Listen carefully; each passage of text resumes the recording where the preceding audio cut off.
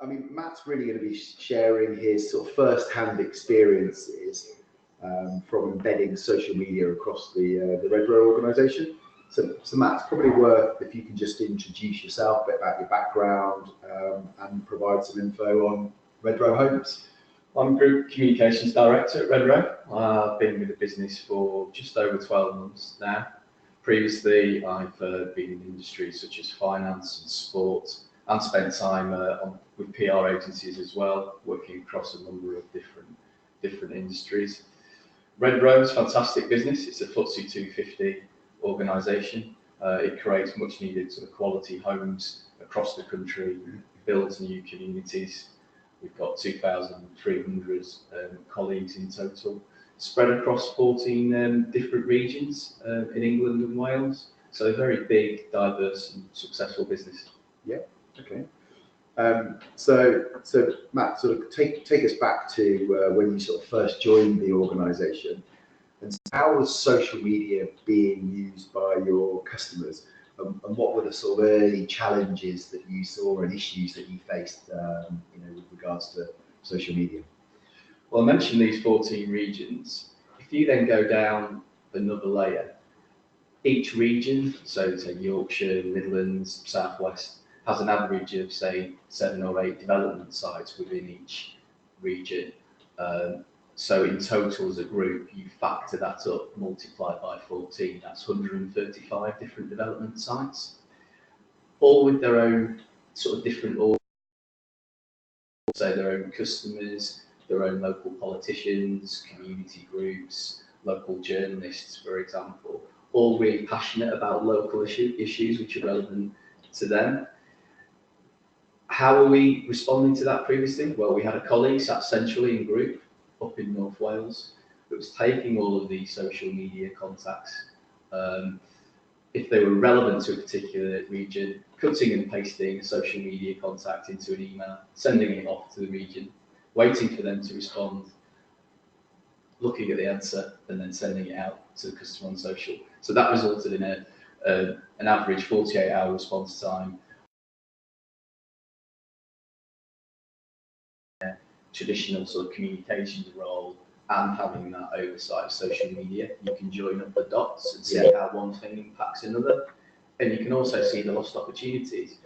Often we'd have a situation where a customer's praising a colleague, a sales colleague or a customer service colleague in the region, and we weren't getting back at all or quickly enough to acknowledge that and say, well, thanks very much, and I'm glad you've had a great service and you're enjoying your new Redrow home. So or a sales query such as, what time is the development open on Saturday morning or Friday morning, and then we respond 48 hours down track when they miss the opportunity potentially to get them to that development. So yes, it's partly managing risk, but also embracing the huge opportunity that we had to really make a difference via this channel. So you were seeing that the issues and the challenges that you were facing were having a kind of real impact on the business, and so kind of how was that sort of seen within the boardroom? Absolutely, the board understood the issue, understood how important it was for us to get a real sort of grip of it and control of it, and it was actually one of the first things that the board asked me to do when I arrived at the organisation, was to review how we were managing this and put in place a recommendation for how we could be a lot more effective in engaging with all of our stakeholders via that channel. So, I mean, it sort of sounds like you were almost knocking at an open door, with the project. But I mean, what were the steps that you took that in order to try and get internal buy-in for this project? Well, as I say, the board understood the issue right from the off. Not necessarily the solution, which is part of the reason I was brought in, but they needed the solution. And I suppose if we turn to the first slide, which I won't dwell on for too long, because many of the people listening today absolutely across social media and modern media issues, but just the proliferation of different channels on social media, Twitter, Facebook, that mass individualization of the world's getting so much bigger, but actually people care about things that are really local and specific to them. And they're individual broadcasters in their own right, aren't they? So any individual, we see it time and time again on social, can upload video, audio, pictures, any manner of media format, and that can get picked up in a number of different ways, both to benefit the organisation and from a risk point of view as well.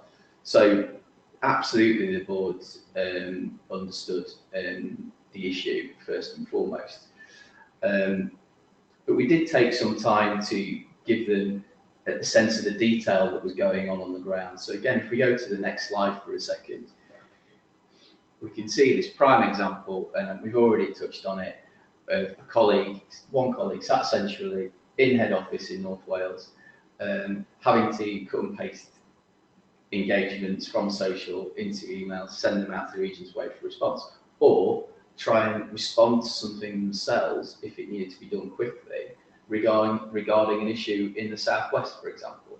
So how can somebody write some meaningful content about an issue in the southwest when they're sat goodness knows how many hundred miles away? And fundamentally, that is something that we wanted to address. We didn't know at that stage what the answer was, but we knew we needed to address it. So the first thing we did was form a working group of colleagues from across the organisation, only about 6 or 7 strong, this working group, 2 heads of customer service, 2 sales directors, our customer service director at the time as well, and Crowd Control HQ and yourself as part of that working group, which actually was really important for us, because it was never just about the technology, but the strategy of how to make that whole thing work together. I think that's one of the things that's impressed us the most, is actually how, we sort of work together, not just explaining how the technology could work, but actually sharing the experiences that we have with clients across kind of multiple different sectors, who have experienced very similar challenges. And I think it's really useful and nice for us to be able to kind of share those stories and that kind of history. It's so beneficial. One of the things I've learned at Redrow is how to, or I've taken advice and I've seen how it works at Redrow about how you should manage a project around whether it's building a house or a development. I wanted to bring those principles into the social media project that we had. That actually, in the old days, social media was always a bolt-on to a marketing department. But I wanted the organisation to understand this was so pervasive and central to what we were doing. I wanted to have that formalised project with a real structure around it, so that we got the best output possible, really. So do you think that everybody across the business understood that it wasn't just a communications channel, but it was more expansive than that it was almost an operational channel, because you've got so many different departments involved, and and so many people across the 14 different areas? Yeah, I think there was always a concern early doors that social media could almost end up overtaking some of our own traditional channels with customers, for example, such as letters, phone, email.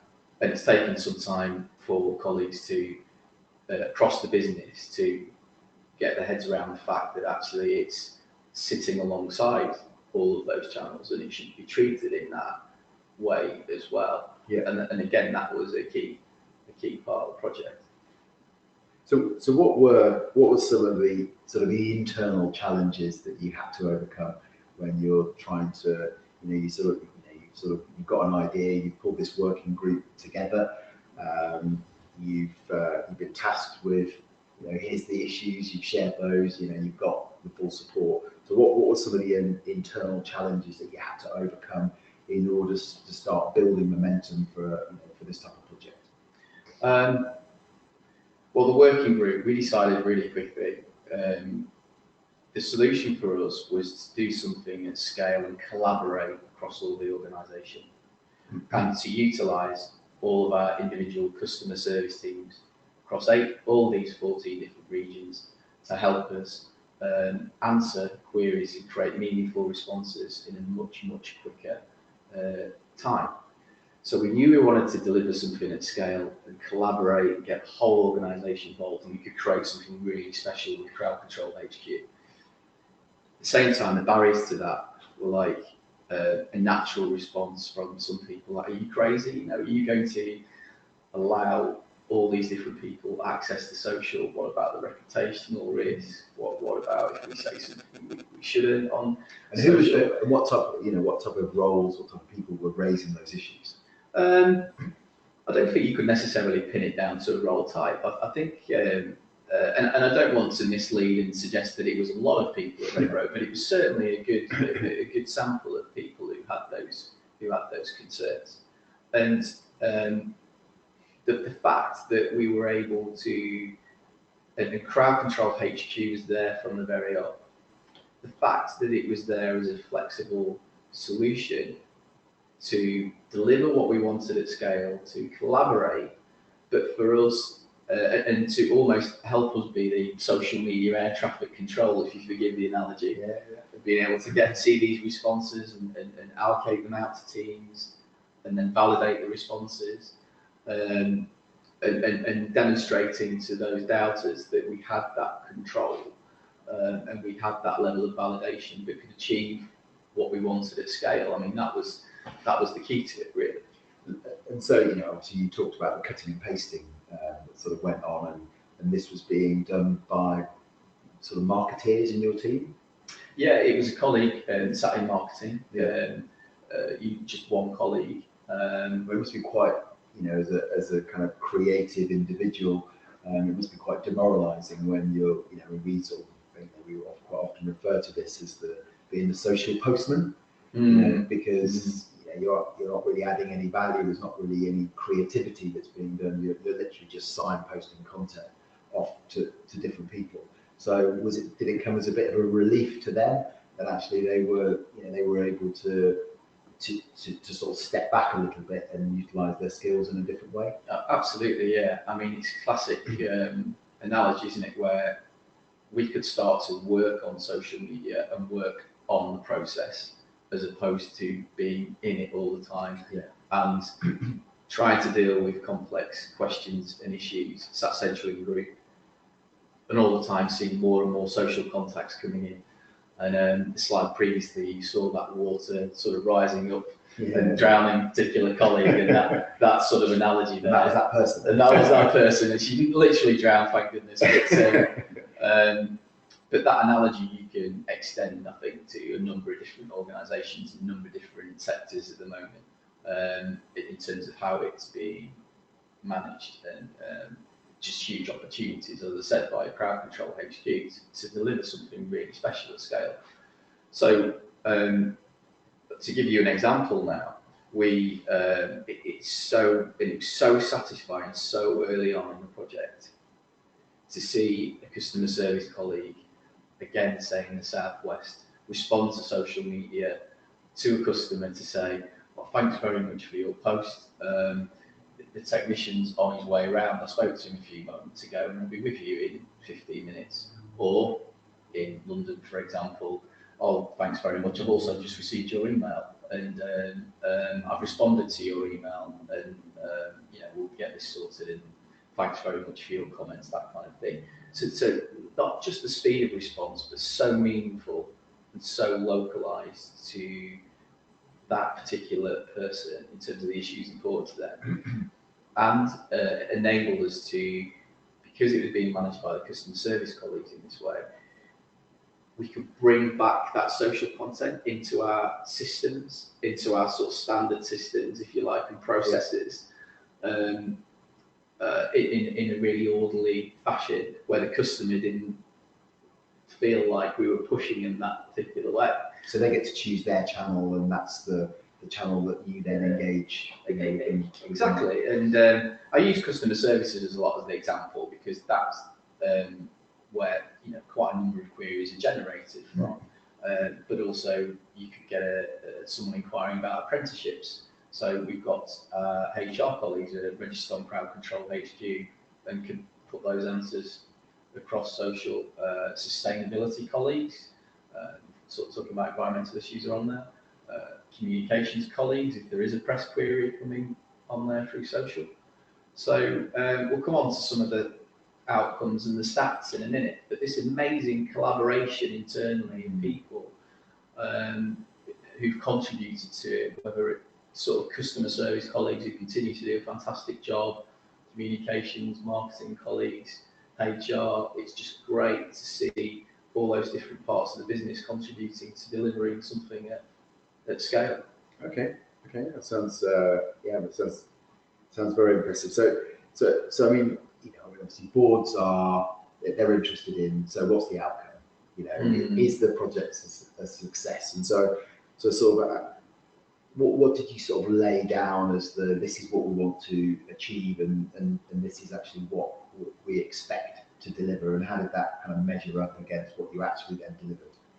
Yeah, I mean, I guess we wanted to respond to the vast majority of queries. So everybody that wanted to engage with us on social, we were giving a meaningful response to them. And we wanted to respond within 2 hours, which we felt was an acceptable response time for us as well. And I guess those were the main KPIs. We also spent a lot of time working with colleagues on tone of voice and the kind of personality that we wanted to show on social. We worked with an organisation who was part of the working group, Crowd Control HQ, called Customer Whisperers, which was really useful. And if you meet a Redrow person, they are really smart, genuine, they want to do a great job, really good people, and we wanted that to really warm, and we wanted all those things to be sort of to come across on social media. So we spent a lot of time talking about that. So that was a KPI for me that, and the fact that all of our contacts are in one place like this enabled us to monitor that tone of voice quite carefully. I think the other KPI, and again, you have to forgive the analogy, that we're on a slide at the moment which is showing a bit of plumbing work, and we've always seen Crowd Control HQ as a social media plumbing to our business. It facilitates how we deal with social media.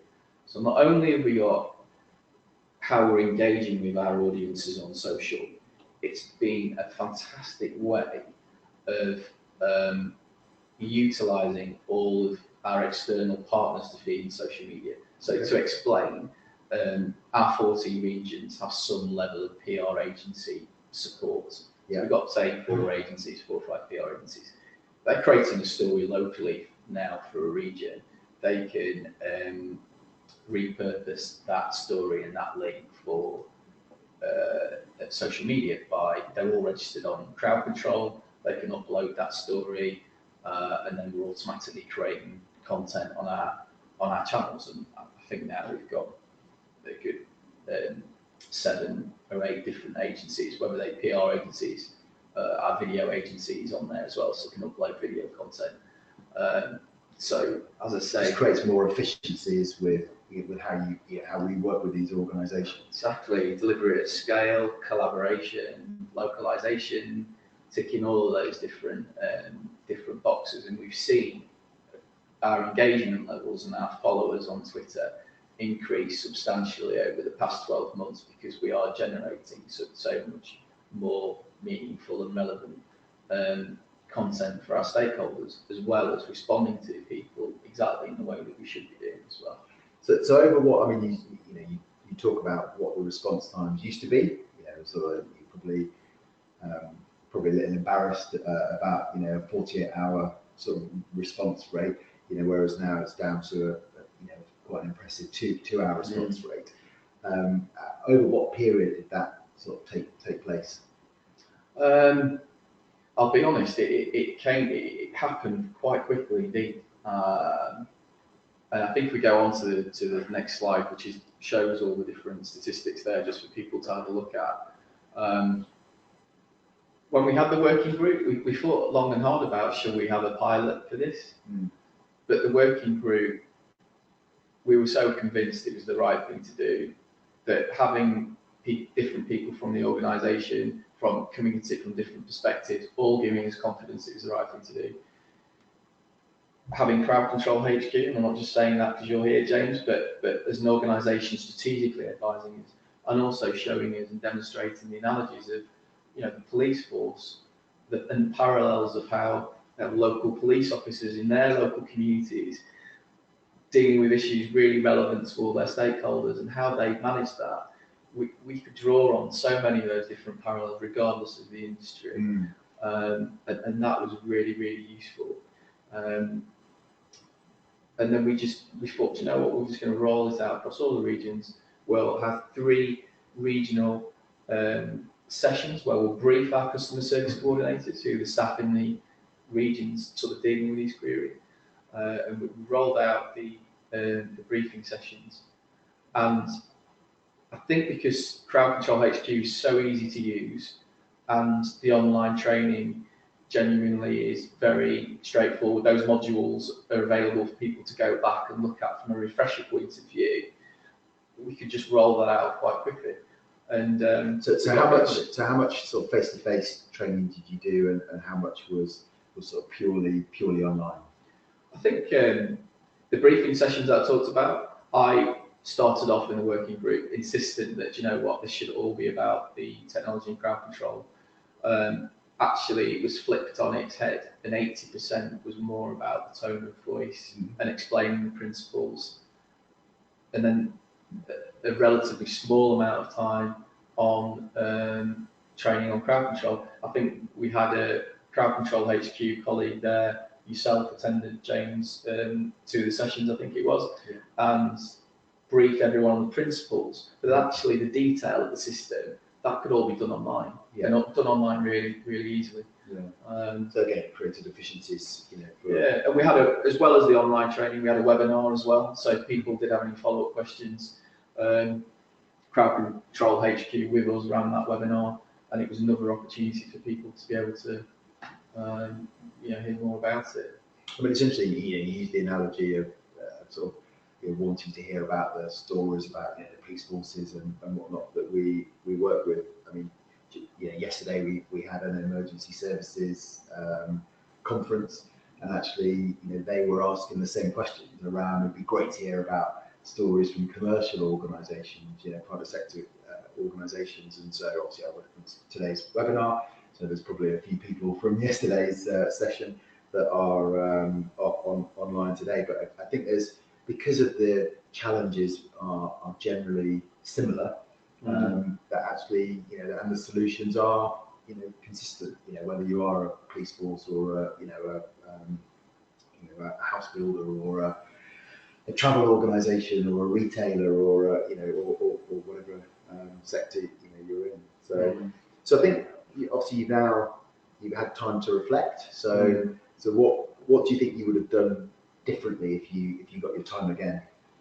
It's a really good question, and a lot of mistakes were knocked out of me by this working group. So there were a number of things that that were nipped in the bud, as it were, early doors. So I mentioned the approach to training. I just felt it was to begin with all about the technology, and then actually came to the conclusion, well,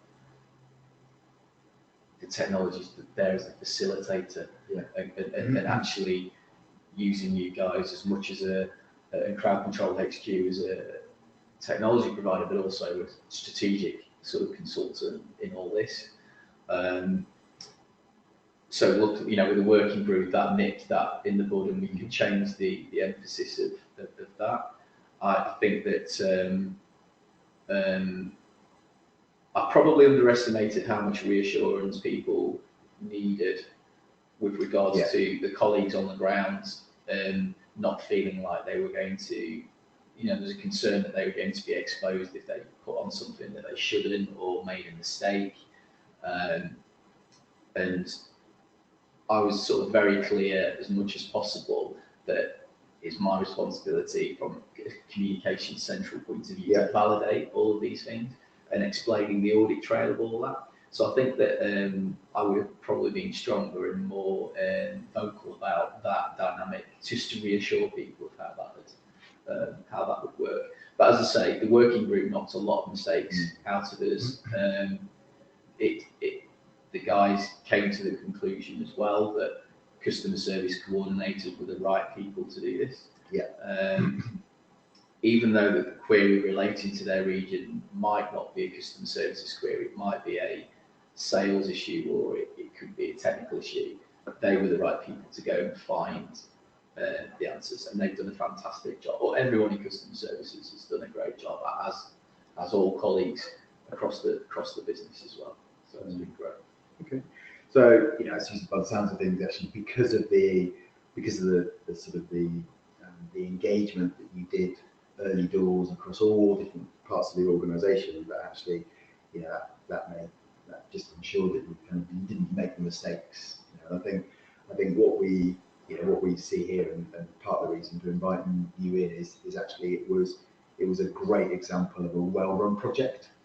And I think quite often we see that social media just tends to be sort of, you know, the emphasis is on the technology, and it's, oh well, the technology is, you know, we've got it in, and actually we'll just give people access and roll it out. I think what you've done a great job here of sort of explaining that, you know, to use your phrase, the technology was the enabler, but actually, you know, it was flipping it on its head and having 80% of the focus around giving people the confidence, the skills, and working through things like the tone of voice and things like this. And the technology was there just to facilitate, you know, to use your analogy, it's the social plumbing, if you like.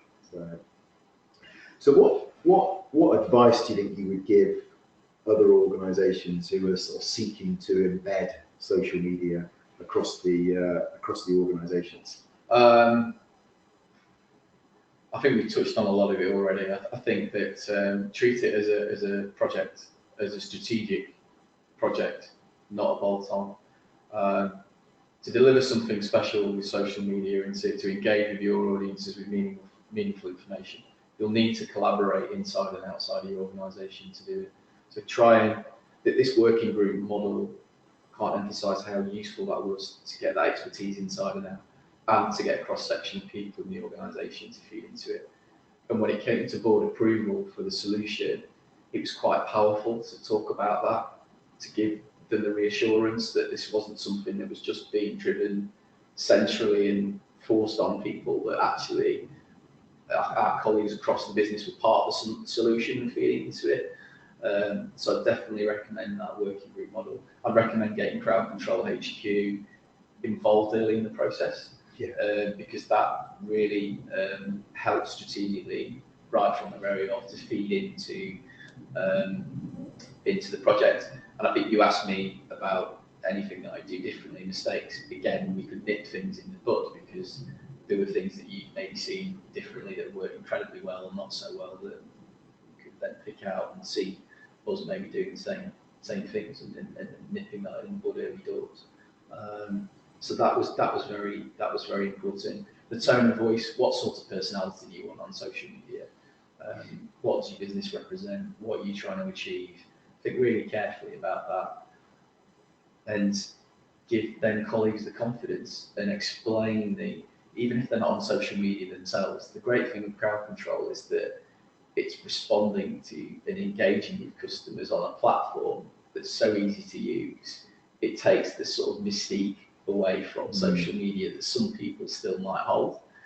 But that level of reassurance, some colleagues will need more reassurance than others, and just to be sort of really conscious of that. And finally, quite a few recommendations there, I suppose. Get that board approval right from the very top, to get behind the project, and take the opportunity then to think about your internal comms, you know, briefing any of the directors in the business, any heads of, understand who all the different influencers are, and then try as much as you can with the time you have available going forward to keep nurturing those relationships. So it's great for us to feed back some of the stats you can see on screen to colleagues within the customer service teams. So we do some reward and recognition every month, where we have a team of the month who has had the best response times, but also the best, you know, great examples of customer service and tone of voice as well. And we sort of have the traditional league table structure where everyone, we can share all the stats on crowd control so everyone can see that. So that constant monitoring and control and improvement, I think, is really important as well. Okay. I mean, I think, clearly the project's been quite a success, because I think when you originally started at Redrow, you were the group communications director, and now you've taken on customer services as a function, as a responsibility as well. So clearly the project has been a roaring success. So, yeah, at a group level now, so the customer service teams are part, and the communications team are all part of one function, which is great. And is that something that you sort of envisaged when you kind of started on this journey? No, not at all. A previous colleague who was responsible for customer services left the business, I think, a few months after this project had started. And I think what happened over time, we realised the synergies between communications and customer services, and how we could get those two functions working together really slickly to deliver a great service to all of our sort of stakeholders. And we'd spent a long time getting to know all the different customer service teams, that there was a lot of sense as well in sort of carrying that momentum forward from the social media project into how we sort of delivering service to customers more broadly. And yeah, so far so good. Excellent. So I think in terms of, I'm not sure, have we had any questions through? Dan? Just got one question. One question? Yeah. So, now that crowd control HQ is established within the Redrow divisions, do you foresee more proactive content on the horizon from your customer service colleagues? So the not sure if everyone heard that. So since crowd control HQ is sort of so established within the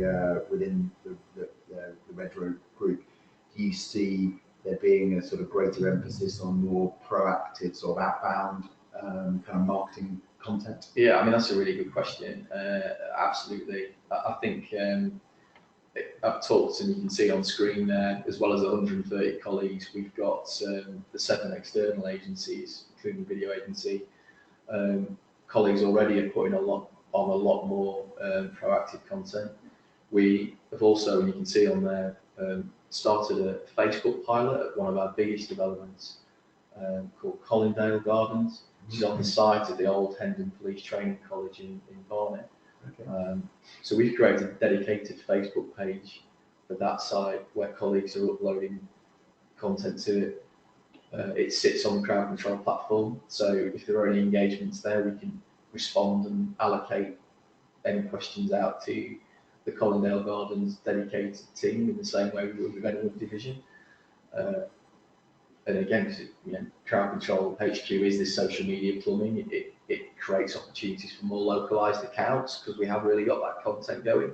So the quick answer to this question is yeah, absolutely. Now we've embedded it, we've seen that content increase significantly. And do you sort of see a sort of a kind of ratio of sort of, because obviously, where the project started from was very much around customer services and making sure that any queries, be they sales or kind of operational maintenance things, that actually were picked up within a short space of time and responded to and obviously dealt with. And so do you sort of see a kind of rebalance of actually, that still being a huge priority for the organisation, but actually just kind of spending a bit more time reaching out? Yeah, absolutely. Because we've got it under control and we feel like we're offering a service now that we can be proud of and which reflects and is of a similar standard to what we believe is a really good service across all of our other channels. It allows us to work on social media and customer services, as I said, and not just in it and firefighting different things or trying to search out different answers to questions. And certainly a content strategy, drawing on this great collaboration of people, is a fantastic way of doing it. To give you a practical example, next week is National Apprenticeship Week. So we have all of our divisions feeding in great content from their division on the premises, posting on crowd control, posting on social media, and it, it's a great way, as I say, of being able to get those localized stories which are really, really meaningful and really people can connect with, and amplifying them on our main sort of kind of media platforms. Yeah. So here's another question. So have you seen measurable outcomes associated with reducing response times down to 2 hours? Measurable outcomes. I think overall there's not one thing you can point to. I think overall our customer service scores, so our NHBC recommend score has increased. So now 89.1% of customers would recommend us to a friend 8 weeks after purchasing their property, and that's increased like 2 or 3% from previous year. So I definitely feel like it's had an impact on us, a positive impact from a wider sort of customer services point of view. But a lot of it can't necessarily be quantified. So I gave the analogy of responding to a customer by saying on social media query, by saying, "Oh, your technician is, on his or her way." That is such a powerful thing.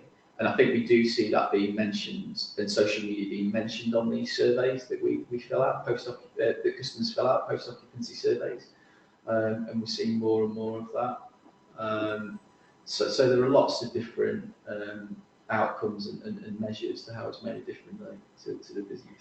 And I suspect that some of these are things that you can't necessarily put your finger on today, but actually will have a longer term impact, whether that's brand building for potential customers, who are obviously now seeing how quickly things are being dealt with on social media. Because I think that, obviously one of the kind of key things is that a lot of the stuff that's on social is all visible, so it's all public, and therefore you're being watched by potential customers. Because people are saying, well, we know there are going to be potentially some issues. You move into a new house and whatnot, but actually the difference between a good house builder and a great house builder is potentially how visible you are at dealing with those problems. You're absolutely right. And you know what? I think we know that 80%, certainly millennials, when before they purchase a product, will read and look at online in a number of different ways in social media. And I suppose everyone listening is exactly the same. If you can look on social and see an organisation that is responding in the right way, with a meaningful response. If there is a problem, they're across it. If there's an opportunity, they're across it, a sales inquiry or a compliment from a customer and so on. It gives you that confidence and that belief in that organisation. And it's quite hard for you to quantify that in a KPI other than the KPIs you can see on screen, but I do feel that they are substantial as well. And the benefits. It's natural for us to talk about crowd control HQ in the context of customers and so on, because that was the focus of, I suppose, the conversation of the starting point of that project. But actually being across issues that are happening locally that then might make their way through to traditional media and local journalists and newspapers and how we preempt that, I certainly feel we're managing our reputation overall in a lot more effective way as a result of the project. Yeah. So another question we've got coming in: how and when do you engage HR with your social media audit? And I think that's around kind of contracts and policy. So how have you involved HR in the project? Yeah. That's a really good question. Really early on in the project, in terms of the social media policy, so like crowd control, HQ has been, and the project has been written into sort of policies and procedures. Yeah. So it is very sort of pervasive from from that point of view, we got them involved really early on, not only from a colleague perspective, but as I said, huge opportunity with people inquiring for jobs at Redrow, people inquiring about apprenticeships. We've got a fantastic track record of how we're giving, creating apprenticeship and graduate and trainee opportunities. So having HR collaborating not only helps, as I said, from a colleague point of view, but also from a talent attraction and in-house building and construction. That's incredibly important. Inspiring the next generation to build is one of our key aims and targets. So, so it's great that they were involved really early on. And really, it's probably worth mentioning, actually, we've opened up a new Twitter channel called Redrow PLC, which gives us a platform for our CSR sustainability agenda, which is about creating thriving communities by building responsibly and valuing people. And it goes back to Crowd Control HQ, and the fact that this collaboration has enabled us to generate so much more meaningful content.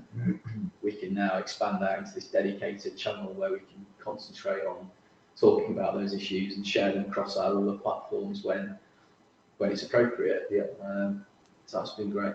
So, okay, wonderful. I think we've run out of questions. Yeah. So just Matt, thanks very much for coming in and sharing your story. I think it's it's really interesting, and obviously we use your story a lot when we're out talking to organisations, because actually we do see this as a great model for actually how to embed social across the organisation. So just thanks very much for your time. Great, thanks very much. Thanks everyone. I think today's webinar will be available shortly after this, so the recordings, if anyone missed anything today or couldn't turn up, then this will be made available. So thanks very much for joining.